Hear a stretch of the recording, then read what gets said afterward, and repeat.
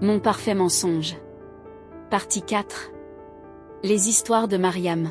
Dans l'aéroport international, toute la famille est réunie, et même les mémés toxiques sont tous prêts pour le grand départ, vers Abidjan. Valise de luxe, assistant qui court partout.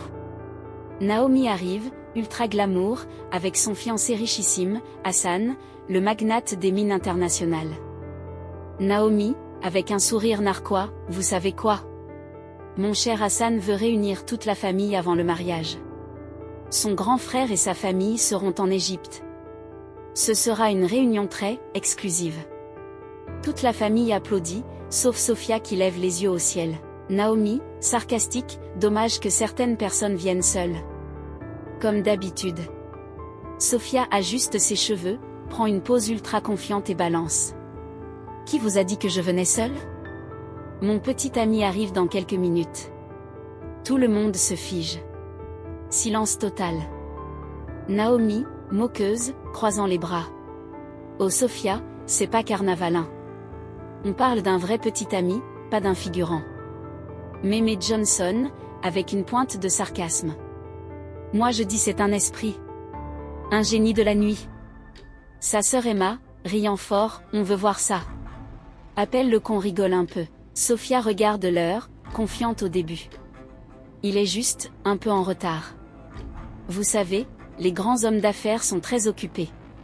Ils attendent. 5 minutes. 10 minutes. 15 minutes. Personne. Léla, moqueuse, peut-être qu'il est bloqué dans les embouteillages du ciel.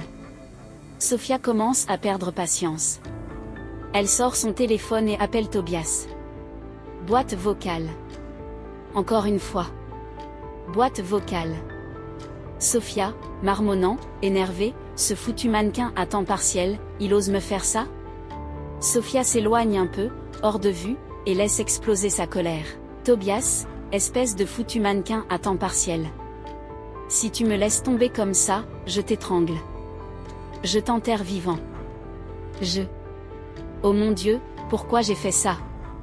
Elle inspire profondément, retourne vers eux avec un sourire forcé. Sophia, mentant à moitié, il a eu un contretemps professionnel, il va prendre le prochain jet.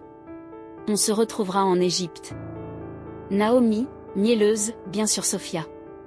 On a hâte de le voir en Égypte. Si jamais il existe. Sophia serre les dents. Tout le monde éclate de rire en montant dans le jet privé.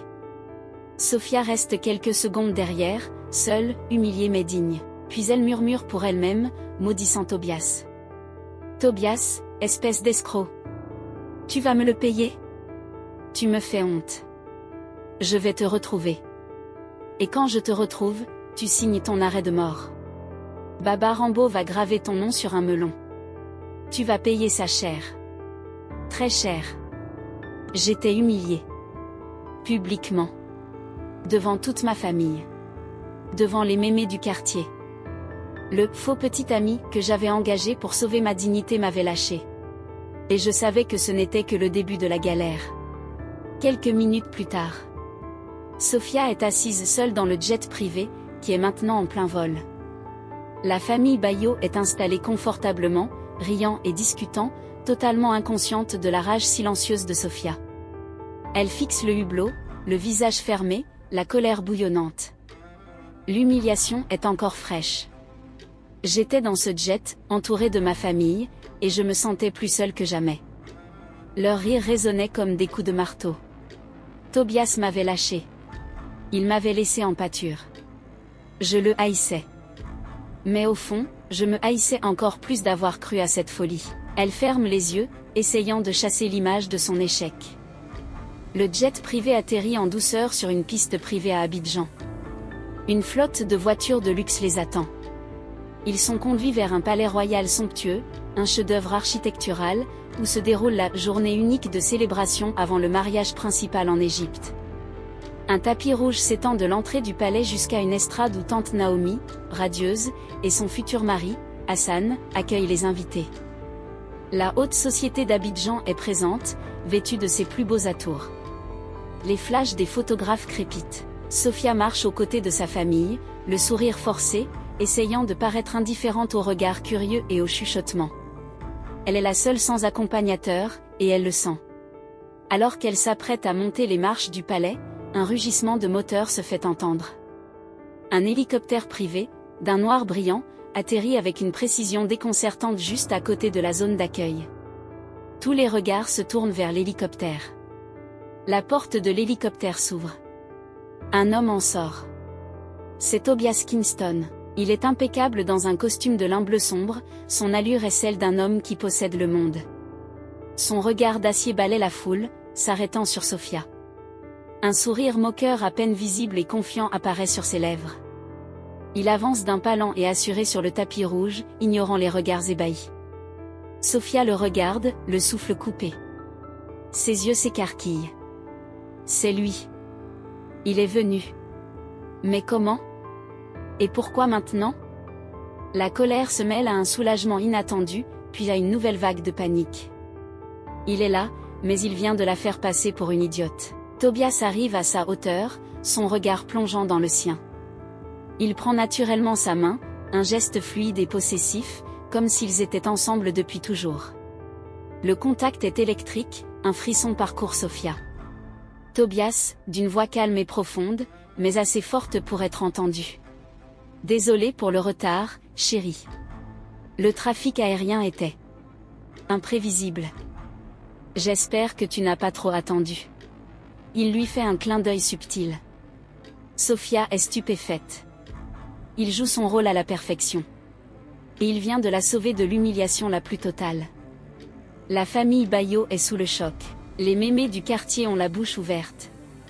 Les murmures reprennent, mais cette fois, ce sont des murmures d'admiration et de surprise. Tante Naomi, stupéfaite. Sophia.